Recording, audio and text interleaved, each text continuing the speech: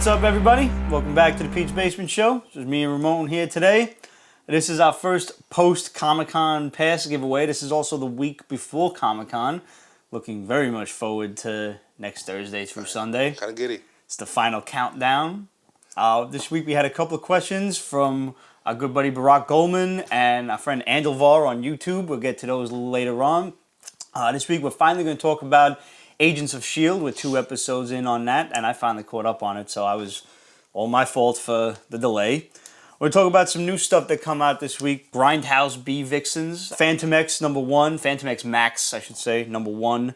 Super from Unlikely Heroes Studios, Bushido, The Way of the Warrior.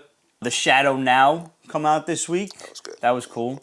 The Witching Hour, #1, is a one-shot horror story from Vertigo. Marvel Knights Spider-Man. Captain America, The Living Legend, #1. All New X-Men Special, #1. Arms of the Octopus, Part 1 of 3.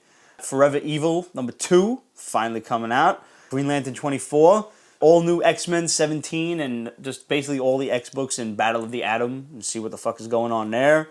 Masters of the Universe, and the conclusion of the first story arc with issue 6. And we got Hunger issue 3 to talk about. Galactus eating the Ultimate Universe action. But first, let's get into S.H.I.E.L.D. First of all, how hot is that Spanish broad that's fucking... Sky? Yeah. She plays that's Sky. working against them. She's so cute. Yeah, she's so fucking cute. Nobody got big tits on that show. No, I don't know. But it's good. She's really just ridiculously pretty. Well, I guess the big tits could show up sooner or later. At some point. It has to. The oldest Spanish broad from fucking, what were they, Peru in the second episode? Yeah. When they were looking for that thing that kind of looked like a typewriter upside down? Yeah. Like, some of the tools that they make, like, you could tell, like, that one round cylinder part, that was a typewriter section, without a doubt. I think they spent so much budget on other things that... And, I mean, hey, that was great. The helicarrier looks good. It's not some cheesy effect or anything. Yeah.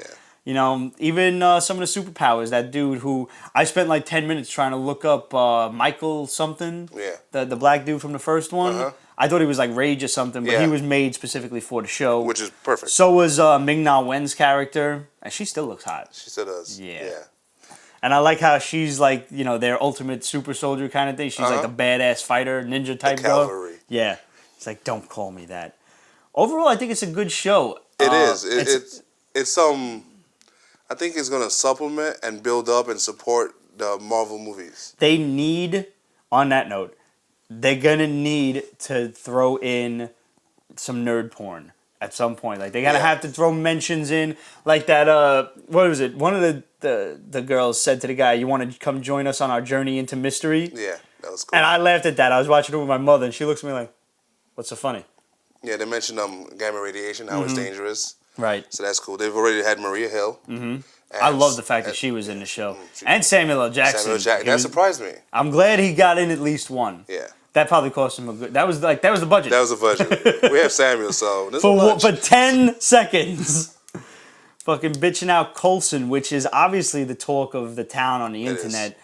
What's going on with him? Now, he remembers dying for several seconds, and then he was brought back to life, presumably by, you know, like CPR or the electro You said things. LMD. I think he's an LMD. Which, life model decoy, for those that don't know.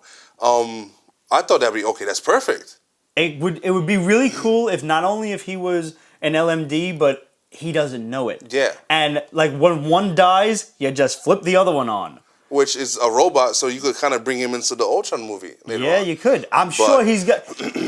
the thing that makes it weird, that makes me think maybe he's not an LMD, but I mean, it could go with, like, that's his programming, that's what he's programmed to think, was every time somebody asked him, like, you know, how you doing... he was on vacation in Tahiti. That was where he was spending his recovery time. And every time somebody asked him about it, his answer is, quote, it's a magical place. Now, you think one thing and I think another. Go ahead. I think it's Valhalla. I think he literally died, and because it was an Asgardian that killed him, he went to Valhalla. He was brought back as a favor, you know, from Odin or some shit. That would make sense because the Thor movie's coming out in a month, and if he shows up there somehow, that... It could be that Thor brought him back, or Odin mustered whatever kind of dark power to bring him back.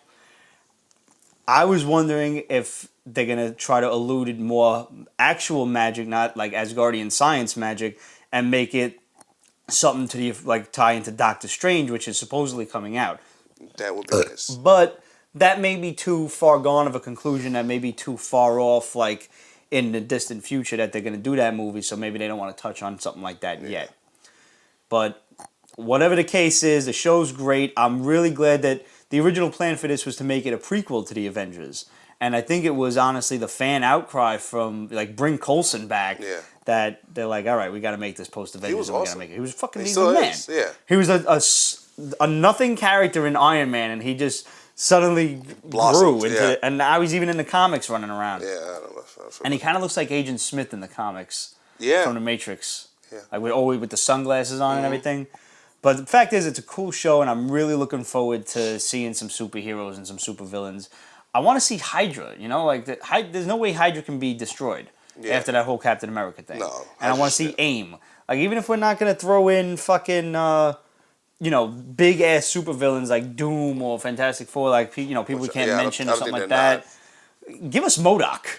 Come on. Could you imagine how fucking silly and fun MODOK would be flying around? Might be a bit too expensive, though. Well, don't have Samuel L. Jackson in every other episode, and maybe we'll be okay. Nice. True. So that's Ramon giving Agents of S.H.I.E.L.D. 2 burps up. Yeah, definitely. Good show. Forever Evil, number 2, come out this week, finally. Saw Lex Luthor trying to take charge of everything. Yeah. That was pretty cool. I like the fact that they put Otis in the show. Yeah. In the, this is the show, in the comic. It was good. And he was kind of still like that bumbling oaf from the Christopher Reeve movies, but at the end of it, he's like, "No, fuck you, Mr. Luthor," and he tries to shoot him after. Basically, Lex Luthor goes underground into the LexCorp building underneath it or whatever, and he's gonna unleash Bizarro. B0 was the number of the clone that he's making. Excuse me. And he looks at it and he's like, fuck, it's not finished yet. It's going to take another 5 years to be at maturity. Mm-hmm. But he's like, at this point, all the power's out. It's going to die anyway, so might as well just work with what we have. So now we have why Bizarro is, ugly and everything, because he's still malformed. It's an incomplete clone. Right. Yeah. And I like the fact that it's a little cheesy because they did the same shit with Metallo when it was Metal Zero, Project Metal Zero, or whatever. Yeah. And now we have B0, Bizarro. What does the B stand for, though? Remember, did you read the Lex Luthor book? The first one was A, when he injected that kid, semi-retarded kid with the Superman stem cells and everything, and then he exploded because he sucked in too much sunlight. Yeah. So that was clone set A or whatever. This is experiment B. Okay. So it's B0. He's the first one. I liked also after he takes Bizarro out and he tells him to kill Otis because he's like, you're gonna obey my every command. And finally, it just clicks into the creature. He just calls him Creature. Yeah, he hasn't named him Bizarro yet. It took him a while to do it, which is interesting. It's there's going to be some control issues there. That was pretty... He's like, are you listening to me? Kill him. And he's like, Rrr. And it wasn't actually until Otis drew the gun on Luthor. They reacted. And it wasn't, you don't know if he was doing that to protect Luthor or because he saw the gun and said, no, you have a gun and you could possibly turn that on me. So it might have been out of self-preservation too, we don't know. But I think the shining moment in this book for me was, he gives him this Superman suit because it's supposed to be a clone of Superman, a Superman that Lex can control. So he gives him this artificial Superman suit, and the creature, being stupid, puts it on inside out. So the S is backwards. Which is awesome. Makes total sense. And I'm looking, the panel is drawn really, really well too. You see the seams around it and on the, on the hemline and everything. So I'm looking, I'm like, shit's on inside out. And then I read it, it's like, no, creature, you're putting it on inside out. It doesn't matter. Fuck it. And I was like, that's fucking really clever. It was. It was really well written. I think the cover was shitty looking. The artwork inside's not bad. No, it was better. It was better. I like we find out Superwoman is pregnant with Owlman's kid, and Ultraman's probably not going to be too happy with that. Mm-hmm. The fucking Teen Titans get bitched out. What's going to happen? This is really stemming off into a lot of other little mini-series books. Yeah. So it might be kind of difficult for you to follow everything. Don't get overwhelmed. I suggest if you find, a little sister title if you're a big Teen Titans fan, go follow what happens to them in fucking, it's probably going to be Forever Evil, Teen Titans, whatever. Yeah, next week comes out Forever Evil Arkham Asylum. Right, and that's the battle between the Riddler and his crew from Arkham Asylum versus Bane and his crew from Blackgate.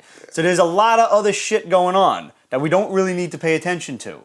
But basically, Johnny Quick just takes Kid Flash and he's like, "You're not even like from this universe." Yeah, he You're, sensed that, which is so like awesome. he sensed it through the Speed Force and he was like vibrating differently or some shit. So he just shook him. And then fucking opened up a time portal in the Speed Force, and the whole Teen Titans crew got sucked in, and God knows where the hell they went. Overall, it was really fucking good. I'm actually enjoying this way better than I thought. Really? I really am. Okay, yeah, I am too. Both Marvel, the Marvel and the DC shit. Infinity I like more than I thought, and Forever Evil I like more than I thought. Yeah, I definitely say that. That's not to say they can't fuck it up in the next couple of months. Yeah. They're prone for doing shit like that. But we'll see what happens. Guys, what are you thinking of all of these new big events that are going on? Are you liking them? Are you not liking them? Are you sick of the events? There's another big event in Green Lantern coming, which we'll get to in a few minutes. Let us know, are you sick and tired of events? Normally, we here at the Pete's Basement Show are fucking sick and tired of events as a preliminary precaution. Yeah. It's fucking twice forewarned right there. Yeah, it's just too much. So let us know what you think. Hit us up, questions@petesbasement.com. Title that shit, events, yay or nay. Hit us up, facebook.com/Pete's Basement, and make sure you follow us on Twitter. Check out our YouTube channel. Check out the Extras channel. Make sure you subscribe to both. You never know when a new video is going to pop up on the Extras channel. We got new videos of this shit every Tuesday, though, so make sure you take a look at that.